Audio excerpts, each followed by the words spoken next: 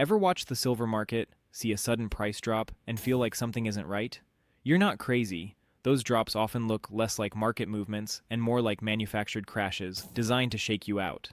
Nate Saint here with Peak Life Wealth, helping you protect your hard-earned money from inflation and build real, lasting wealth. You've seen silver show incredible strength, only to be slammed down. We're pulling back the curtain on how this happens, why, and showing you the evidence that might just break their entire game. You need to understand there are two silver markets, the physical market for real metal and the paper market of futures contracts. This paper market is where the price is set, but it has very little connection to the physical metal. While the paper price gets smashed, buyers in the real world pay massive premiums for actual bullion.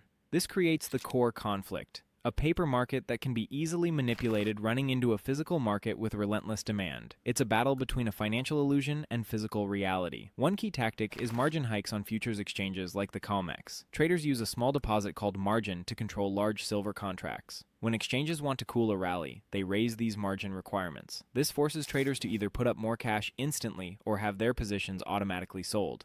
Multiplying this across thousands of traders creates a massive wave of forced selling, causing a price crash out of thin air. Exchanges call it protecting stability, but critics say it crushes rallies to protect the massive short positions held by large banks.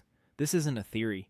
In 2020, JP Morgan paid a $920 million fine for manipulating metals markets with tactics like spoofing, placing fake orders to rig prices.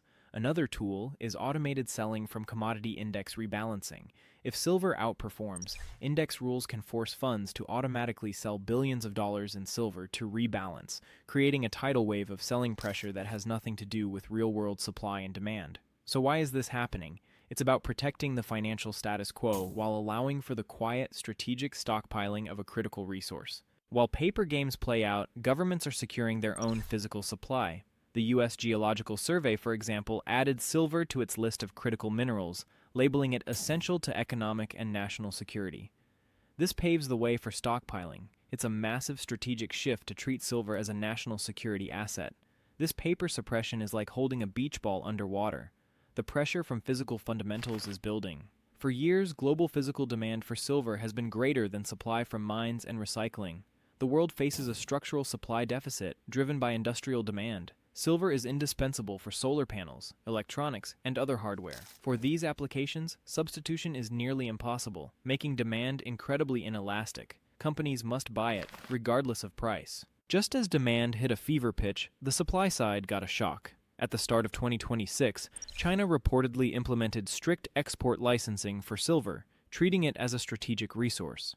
This constrains global supply, as China dominates the world's refined silver. These controls could force manufacturers to scramble for physical bullion. This is the turning point. The paper games are being challenged by physical reality. You can't print physical silver, so what does this mean for you? First, understand the difference between physical and paper silver. Physical coins and bars have no counterparty risk. Paper silver, like futures, exposes you to forced liquidations. It's a trader's game. As a saver, own the real thing. Second, when you see a price crash, don't panic. Ask what really changed. Was it new supply? Or a paper event like a margin hike or index rebalancing?